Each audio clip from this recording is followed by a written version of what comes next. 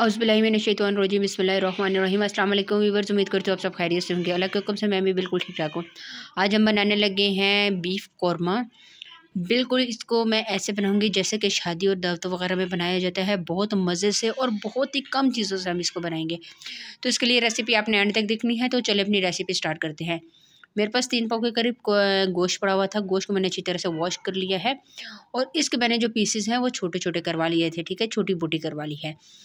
अब मैं इसको अच्छी तरह से बॉईल कर दूँगी कुकर में डाल के। तकरीबन 25 मिनट हम कुकर चला लेंगे। तो इसके अलावा चले हम मसाला तैयार कर लेते हैं। मेरे पास प्याज पड़ी हुई है, 2 कलर की मैंने प्याज ले ली, एक वाइट कलर की और एक जो मतलब कि दूसरा पर्पल कलर की प्याज होती है ये। अब हम इस प्याज को ब्राउन कर लेंगे। प्याज को फ्राई कर लेते हैं। कढ़ाई में ऑयल डाल दिया था मैंने और अच्छी तरह से इसको फ्राई कर लेना है। प्याज के जो आपने मतलब कि प्याज की कटिंग है उसको बहुत ज़्यादा पतला काटना है, इससे प्याज बहुत क्रिस्पी और बहुत जल्दी आपके फ्राई हो जाएंगे। जी, तो इसका कलर चेंज होने तक हम इसका वेट करते हैं। तकरीबन 8 से 9 मिनट लगे तो इसका कलर चेंज होना स्टार्ट हो गया था। चूल्हे की फ्लेम बिल्कुल नॉर्मल रखनी है वरना ये जल जाएगा और आपने इस पर बहुत ज़्यादा ध्यान रखना है। आपको पता है प्याज फ़ौरन जल जाते हैं। तो ये देखें प्याज अच्छी तरह से ब्राउन हो गया, मैंने एक प्लेट में निकाल दिया और अब इसको ठंडा होने के लिए रख दूँगी। अभी ये सॉफ्ट है, थोड़ी देर बाद ये देखिएगा जब ठंडे हो जाएंगे तो कितनी क्रिस्पी हो जाएंगे। तो चलें हम मसाले की तैयारी कर लेते हैं। सबसे पहले एक पतीली ले लेनी है आपने और मैं वही ऑयल इसमें डाल दूँगी जो मैंने प्याज फ्राई करते हुए कढ़ाई में डाला था। तकरीबन 1 कप के करीब ऑयल है, ये डाल दिए। इसमें लहसुन का पेस्ट मैं डाल रही हूँ तकरीबन 2 चम्मच भर के।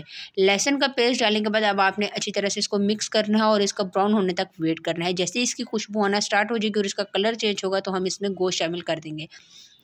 गोश्त जो है मैं आपको बता देती हूँ, गोश्त 25 मिनट अच्छी तरह से बॉईल हो गया था। मैंने इसको निकाल लिया, कोई नमक कोई साबुत मसाले मैंने कुछ भी नहीं डाले, सादा पानी डाल के बॉईल किया है।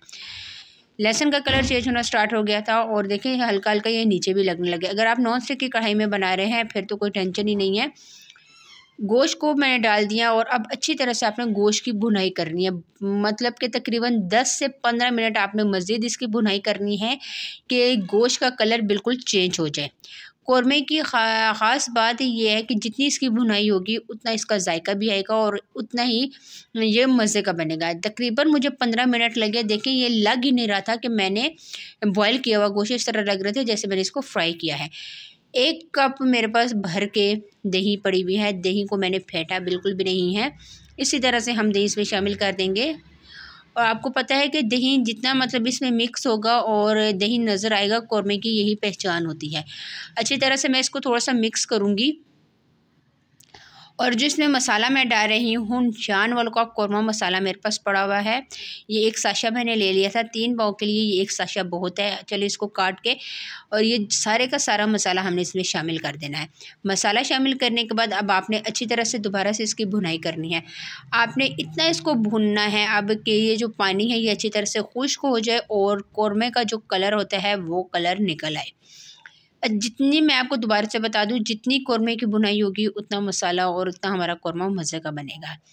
जी, तो तकरीबन 10 से 12 मिनट मज़ीद मैंने इसको भुना और इसका देखें कलर चेंज होना स्टार्ट हो गया था। अभी भी इसमें पानी थोड़ा बहुत है। दोबारा से हम इसको भूनेंगे। चूल्हे की फ्लेम को हमने नॉर्मल रखा हुआ है। तकरीबन मैं इस पर ढक्कन दे के 5 मिनट के लिए इसका वेट करती हूँ। 5 मिनट बाद आपसे मुलाकात होती है। जी, तो 5 मिनट गुजरने के बाद ऑयल इसने छोड़ दिया था। ये आप देख सकते हैं, ये इसका कलर और इतने मज़े की खुशबू आ रही थी, आप यकीन करें कि पूरे घर में इसकी खुशबू फैल गई थी। अच्छी तरह से इसको मिक्स हो गया। अब मैं बता देती हूँ, प्याज जो थे वो मेरे ठंडे हो गए हैं और प्याज को मैंने हाथ की मदद से इस तरह से, ये देखें हाथ की मदद से इस तरह मैंने किया तो ये अच्छी तरह से पीस के, ठीक है ना। आप चाहें तो मार्केट वाले जो प्याज होते हैं वो भी ले सकते हैं। चॉप कर लिए प्याज इसमें डालूंगी। प्याज डालने से जो मसाला है, मसाले की ग्रेवी वो गाढ़ी हो जाएगी। थोड़ा सा इसको मैं भुनाई करूँगी और उसके बाद जो हमारे पास पानी है, जो मैंने गोश्त बॉयल करते हुए यखनी बनाई थी इसकी, वो थोड़ा सा पानी हम इसमें शामिल कर देंगे। तकरीबन 1 से 1.5 कप हम डालेंगे।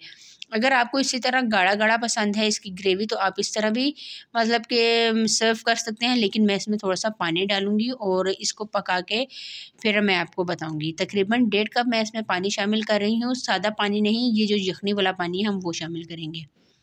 अच्छी तरह से मैं मिक्स करूँगी और देखूँगी मुझे पानी की और ज़रूरत है या नहीं।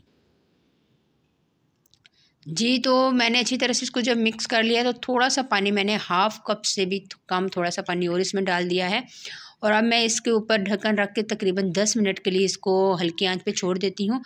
जी, 10 से 15 मिनट गुज़र गए हैं और बहुत ही ज़बरदस्त, बहुत ही शानदार हमारा सालन कौरमे का तैयार हो गया था। जिस तरह शादियों पे देग वाला सालन होता है, यकीन करें ये बिल्कुल उसी तरह था। धुआँ निकल रहा है और चूल्हे की फ्लेम को हमने अब ऑफ़ कर देना है। ये इसकी फ़ाइनल लुक है। अब मैं इसको प्लेट में सर्व करके आपको दिखाती हूँ। जी, तो ये देखिए मैंने प्लेट में सर्व कर लिया था। आप इसकी ग्रेवी देख सकते हैं और गोश्त इतना अच्छी तरह से गल गया था। जो कसर रही थी वो जब मैंने भुनाई के वक़्त वो मतलब कसर पूरी हो गई इसकी।